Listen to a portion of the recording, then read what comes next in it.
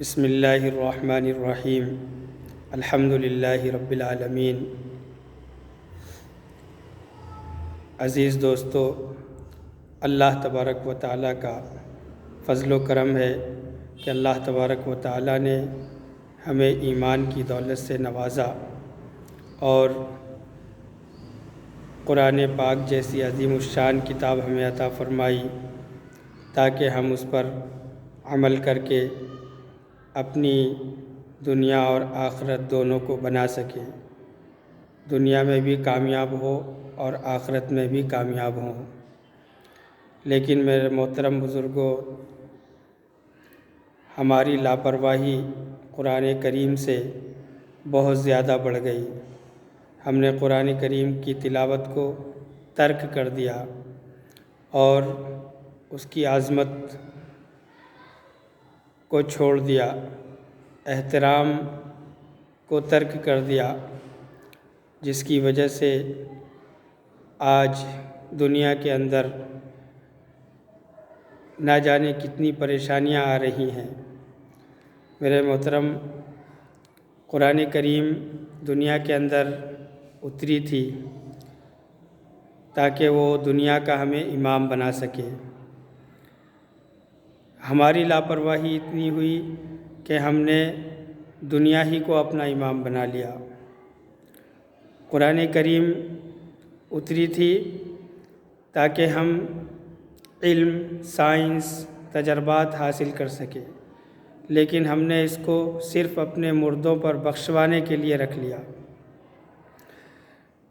قرآن کریم عمل کے لیے اتری تھی، ہم نے صرف اس کو تلاوت کے لیے رکھ لیا۔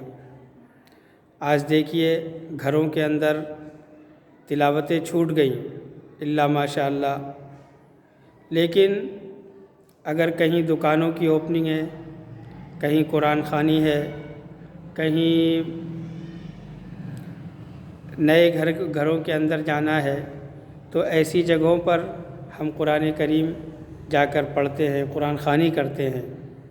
لیکن اس کے علاوہ میرے دوستو، جو اہتمام ہونا چاہیے، یعنی جو ہمارے اوپر خود کے اوپر لازم ہے کہ ہم روزانہ اتنے سے اتنا تلاوت کریں اور گھر کے ہر فرد کو ہم تلاوت کروائیں۔ قرآن کریم کی تلاوت ہو، روزانہ ہو۔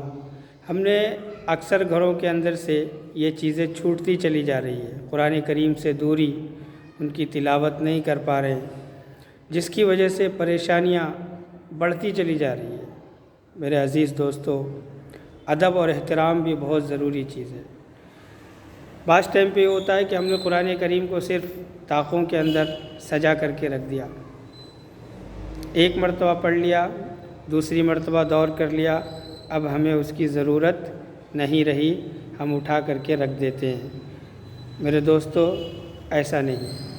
اور بھی اس میں کئی چیزیں ہیں کہ جب ہم قرآن کریم کی تلاوت کریں تو باوضو رہیں، پاک صاف رہیں، اونچی جگہ پر رکھیں، تلاوت کے دوران بھی اونچی جگہ پر رکھیں، پڑھنے کے بعد بھی اونچی جگہ پر رکھیں، نہایت ادب اور احترام کے ساتھ اس کو باوقار طریقے سے پڑھیں، اور خود کے اوپر لازم کر لیں کہ ہمیں روزانہ اتنی تلاوت کرنی ہے، اور صبح کا اول وقت ہو تو زیادہ بہتر ہے۔ ایک بات یہ ہے، ضروری یہ ہے جو ذہن میں آتی ہے کہ دیکھنے میں بھی ملتا ہے کہ آج کل بہت سارے ہوٹلز وغیرہ میں کبھی، اور ہم لوگ بھی بہت سارے پیپر یوز کرتے ہیں، اردو پیپر، اس کے اندر قرآن پاک کی آیتیں لکھی ہوئی ہوتی ہیں، حدیث مبارکہ لکھی رہتی ہے، ترجمہ تشریح لکھا رہتا ہے، لیکن ہم اسی پیپر کو استعمال کرتے ہیں، اور استعمال کر کے جو ہے ہم اس کو ایسے ہی پھینک دیتے ہیں، جو کچرے میں چلا جاتا ہے، پیروں میں آتا رہتا ہے، روڈوں پہ رہتا ہے۔